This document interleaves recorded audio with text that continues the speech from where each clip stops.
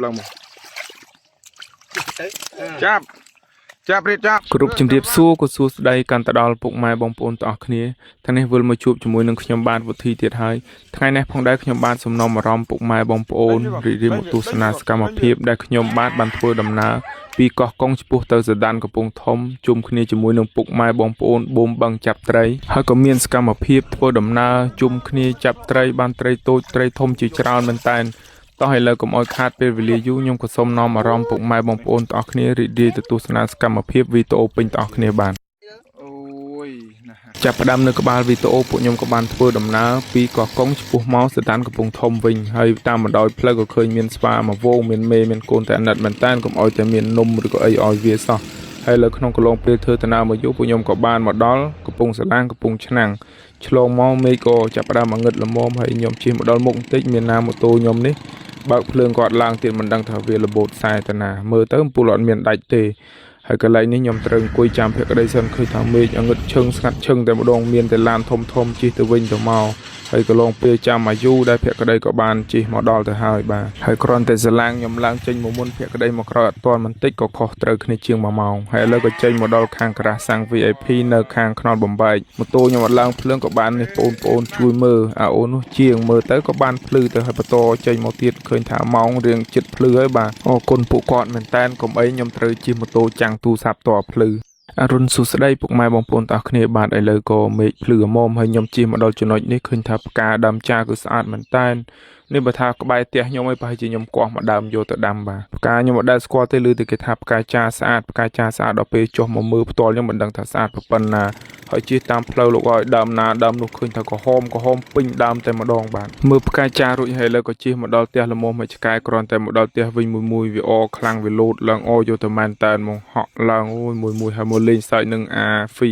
អូអត់បានតែអាហ្វីកាច់ណាស់បាទយើងដាក់ខ្សែច្រវាក់នេះខ្លាចវាទៅក្រៅទៅផ្ទះគេទៅឆ្កែគេកាច់គេខំតែបើនៅផ្ទះគ្មានមួយណាហ៊ាននឹងវាទេបាទហើយនេះគឺជាបឹងក្រោយផ្ទះភក្តីផ្ទាល់តែម្ដងបាទហើយនេះកន្លែងបងគាត់ដេកចាំព្រោះអីបូមចាប់មួយសាហើយដេកចាំទុកអាធំចាំពួកខ្ញុំមកចាំជុំគ្នាចាប់ម្ដងទៀតពួកគាត់ចាប់មុនហ្នឹងបានប្រហែលជា100គីឡូជាងហើយអូសតែនឹងមុងទេបាទហើយត្រីធំវានៅអាកន្លែងកលុកមួយនោះបាទហើយឥឡូវពួកខ្ញុំមកដល់ហ្នឹងក៏ចាប់ផ្ដើមបូមចាប់ទៀតហើយនេះមើលត្រីទូចវាងាប់ថ្ងៃមុនសេះសល់ពេលវានៅក្នុងផុកហើយទឹកនឹងឡើងមកបាទហើយខ្ញុំគ្មានអីដាក់ត្រីទេបាទបានទ្រុងទូចមួយបាទទឹកនឹងទិញមកកាវឆាយយកមកបូមបឹងក្រោយផ្ទះចាំចាប់ត្រីនៅចិត្តផ្ទះតែម្ដងមិនមានថាទៅចាប់នៅណាឆ្ងាយទេបាទហើយបងគាត់ឥឡូវក៏ចាប់ផ្ដើមចាប់រឿយមួយហើយ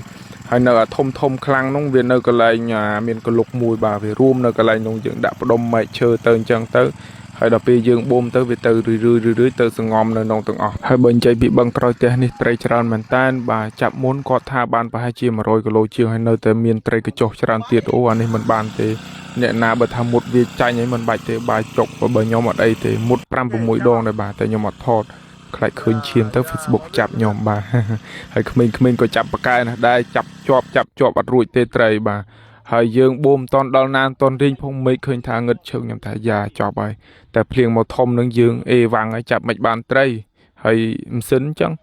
ងាកអលុតអត់ឡើងទឹកមិនដឹងធ្វើម៉េចតែសំណាងល្អដែរអត់អីដែរបាទមេឃគ្រាន់តែងឹតប៉ុណ្ណឹងក៏អត់ភ្លៀងទេហើយត្រីនេះចាប់ផ្ដើមឃើញឲ្យល្ងោកល្ងុលតែម្ដងបាទហើយបើនិយាយពីខ្ញុំវិញបាទឲ្យទៅលឺថាអូនៅណាបូមបៀបូមបឹងបូមស្រះចាប់ត្រីនឹងទៅហើយសប្បាយណាស់បាទសប្បាយមែនតើឲ្យទៅបានជុំគ្នាចាប់ត្រីអញ្ចឹងហើយមួយឆ្នាំមានឱកាសចេះបានដងទៅ2 3ដងទេបាទនេះបានស្គាល់បងប្អូនច្រើនកន្លែងខ្លះទៅក៏ហៅជុំគ្នាទៅចាប់បាទហើយក៏ដូចជាពុកម៉ែបងប្អូនបានឃើញបាទកលុកនេះគឺត្រីច្រើនយកទៅមែនតែម្ដងបាទហើយចាំមើលថាមកកលុកនឹង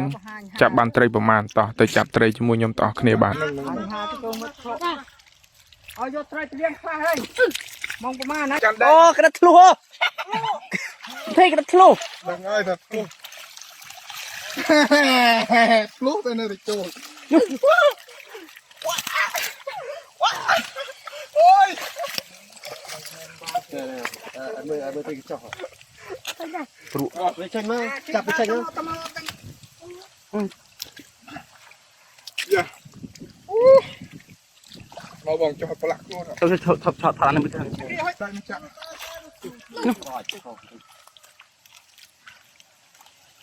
ចាប់ដៃមួយមកឆ្លើងមិនលើទៅណា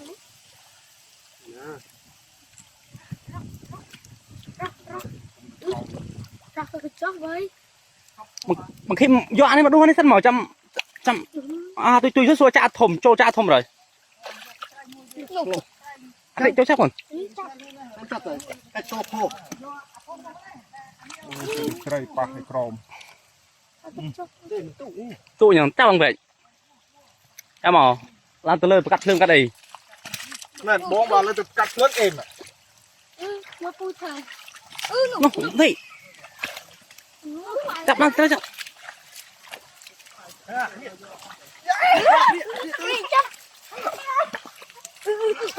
nó mà lao thế đấy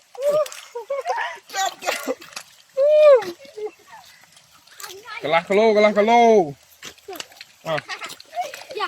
Dạ. อันนี้มันตู้อันนี้มันใบใช่ Cho này thích nè. โอ้ดักออกอะไรเอาใหม่ว่าปูสักใบ ôi đây không ạ ชับทิพย์อันเปียกโคตรเลยอันจับ ណាបាននៅអស់នេះទីឡូហើយ đặt ra đây bật lên đây là covid បងមកធ្វើត្រីហើបឡើងមកយោ bị đây chặt nó đây Anh em nhận tay vô tiết. không យោធំកន្លះគីឡូ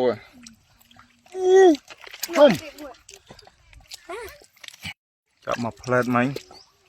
នេះ Em mới ហើយជាយ៉ា10គីឡូយ៉ា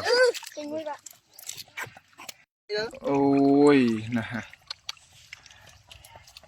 đánh kho mà ដែងទុនមកនោះហើយក្នុងកន្លងពេលប្រហែលជាចាប់ជិត1ម៉ោងបានត្រីពេញទ្រង់បងគាត់យកទៅប្រោះម៉ាសាសិនយើងទុកណែនពេកទៅខ្លាចវាសកត់ងាប់គ្នាអញ្ចឹងទៅបាទហើយត្រីនៅច្រើនមែនតើនោះចាប់យកទៅប៉ុណ្ណឹងនឹងប្រហែលជាពាក់កដាលទៅបាទហើយខ្ញុំឃើញអស់អូនចាប់វាចាប់ត្រីរស់នឹងវាមិនអីទេបាទឃើញតែប្រកែប៉ុន្តែខ្ញុំស្ត្រៀវត្រីដែងត្រីកញ្ចោះតែមុតគ្នានៅទូចផងដឹងឈឺយ៉ាងណាទេលោកហើយមិនចង់សម័យឃើញទេបើចំពោះខ្ញុំអត់អីទេត្រីដែងត្រីកញ្ចោះនេះមុតធម្មតាបាទហើយធ្វើត្បិតតែមុតអត់សូវឈឺម៉ានបាទប៉ិនយើងអាចប្រយ័ត្នបានក៏ប្រយ័ត្នទៅយកកញ្ច្រែងយកអីមកដួសទៅជិះវៀងវាមិនសូវមុតច្រើនក៏ល្អដែរដល់ពេលមុតជ្រៅទៅហូរក៏ខាតឈាមឲ្យច្រើនដែរបាទ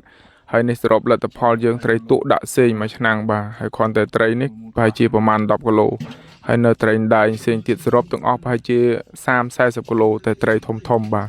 ដាក់នឹងពាងផ្សេងដាក់នឹងធុងផ្សេងនឹងឆ្នាំងផ្សេងហើយនេះនឹងពាងអាធំទៀតខ្នាតប្រហែលជិត1គីឡូកន្លះគីឡូជាងឃើញថាសម្បូរមែនតែនបឹងនៅក្រោយផ្ទះភក្តីនឹងបាទហើយត្រីកញ្ចុះបានមកកញ្ច្រែងធំបាទអូយអានេះក្មេងៗខ្លាចណាស់បាទប៉ុន្តែដល់ឆ្អិនវាលែងខ្លាចបាទតែស្រួលអត់តាន់វាទៀតបាទ